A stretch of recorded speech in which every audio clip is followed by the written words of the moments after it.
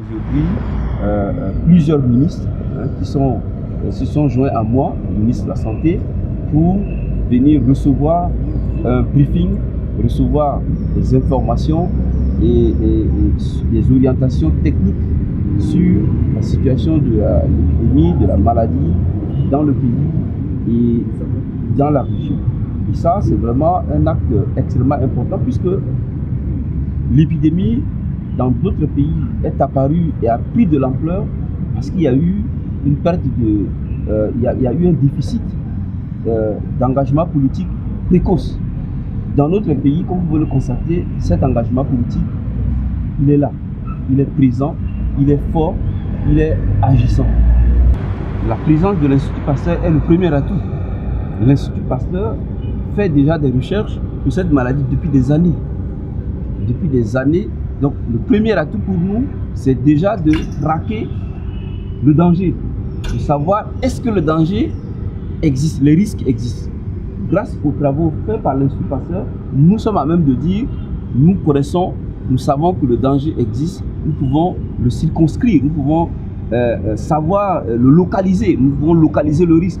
On a des informations qui nous permettent de localiser le risque, de savoir quels sont les animaux qui ont qui portent le virus. Les chauves-souris, notamment, sont les réservoirs du virus. On sait ça grâce aux travaux de l'Institut Pasteur. On sait où, actuellement, le risque est localisé dans nos forêts.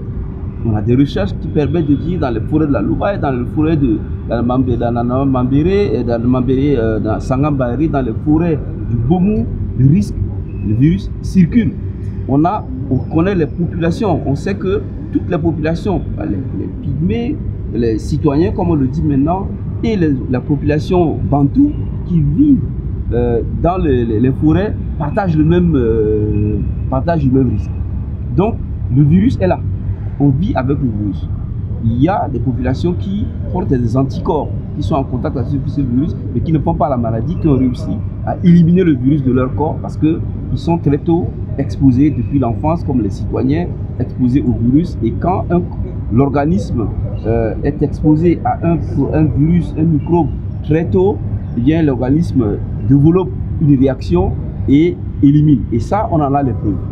Alors donc, nous connaissons le risque. Ça, c'est déjà un premier atout. Un premier atout que nous avons. Nous avons les dispositifs pour suivre ce risque-là. Comment il évolue.